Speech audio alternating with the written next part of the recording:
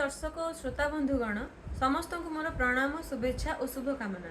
आज मु सुश्री विजयलक्ष्मी महाराणा ओडिशार जनाशुना सुसाहित्यिक कवि सौरभ कैलाश चंद्र बेहेरा सृजनी नहीं आसी एक सुंदर मनछुआ कविता जार शीर्षक होउछि आसिलाणी खरा टाई टाई। आशा आपण मानक निश्चय भल लगे जहाँकि रेडियो महक 89.6 FM रेडियो सेंटर माध्यम आपण माने सुनी पारिबे। कविताटी शुणी सारा पर निजस्व मतामत देवाई आदौ भूलिबे नाही। जय जगन्नाथ। कवितार शीर्षक होउछि आसिलाणी खरा टाई टाई। कवि सौरभ कैलाश चंद्र बेहेरा। आसिलाणी खरा टाई टाई लागुची देह को झाई झाई पोखरी गाड़िया सुखिलाणी एबे जल जीव माने हाई पाई। झाउंडी गलेणी गछलता लोड़ा होइलाणी जोता छता बहिलाणी एबे गरम पवन बसंतर नाही मादकता।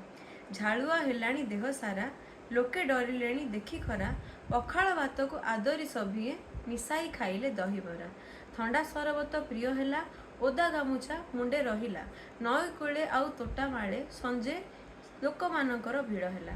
बरसार आउ देखा नाही धूली उड़े मुंडे देला छाई आंब गछ मूले बुलिले पिलाए पाचिला आंब को खाई खाई। धन्यवाद।